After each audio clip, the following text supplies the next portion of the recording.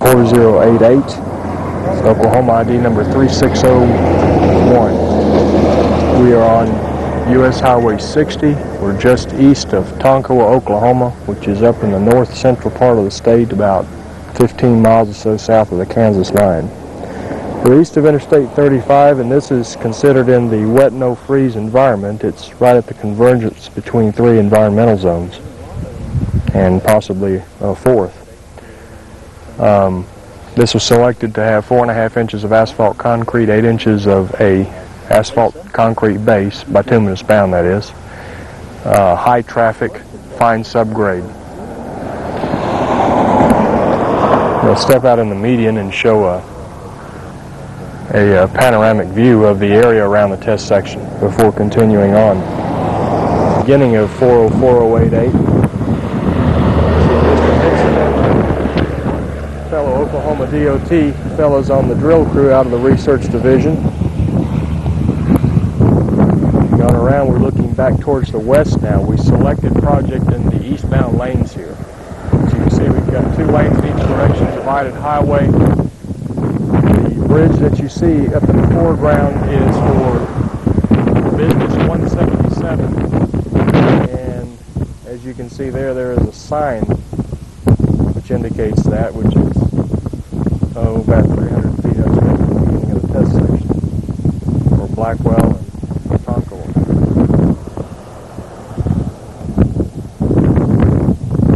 You know, around we're in flat farmland here. Wheat fields everywhere.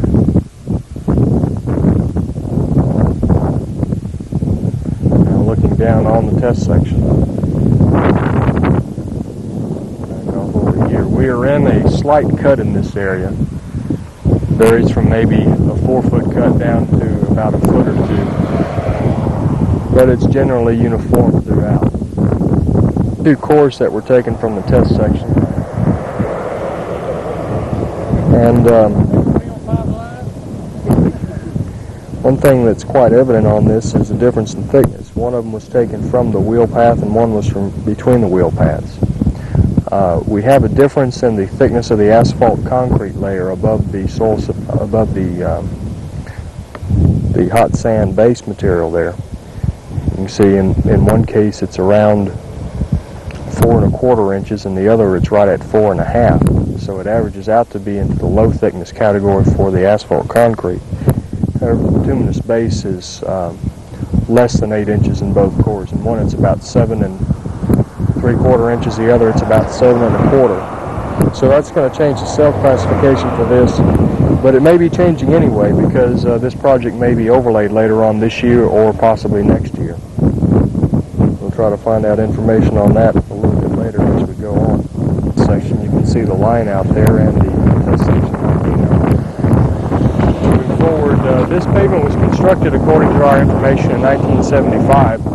And it has experienced a number of varieties of environmental and load-related distress. The first thing I'll show is the first one we come to, which is around station 0 plus 18 or so, and that is one of these small transverse cracks that we see that's starting to develop. Look over into the inside lane, you can see where additional cracking has started, so this will probably end up progressing into a full width transverse crack sometime in the future. After some more cycles of cooling. This time we have a short transverse crack less than 6 feet long, obviously. On up ahead, we have a transverse crack that extends throughout the width of the lane and across the shoulder, and also goes on into the inside lane.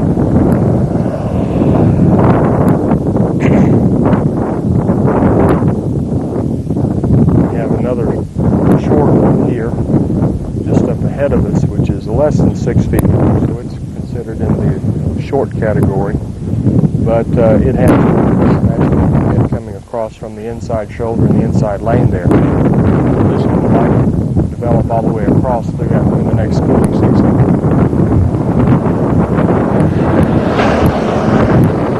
Go through different locations in here, or different points within the test section where the transverse crack spacing changes.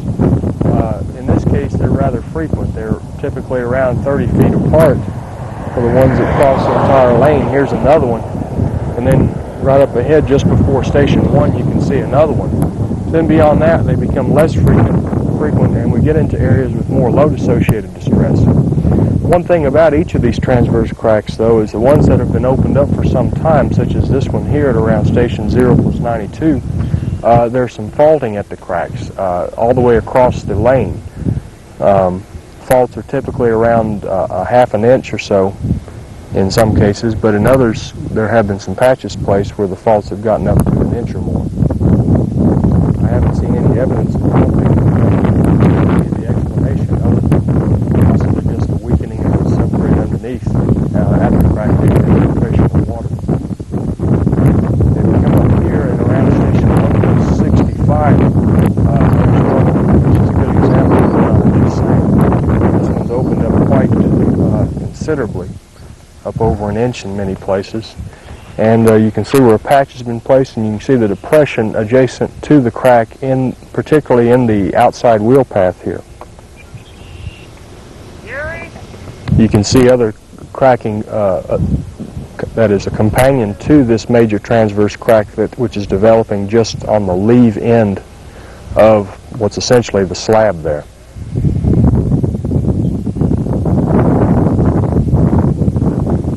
Approach Station 2, we begin to pick up a different type of distress, which is load associated. We've got some alligator cracking, which has developed and in some cases has been patched, particularly within this area on the test section between stations Station 2 and around Station 3+30, I should say.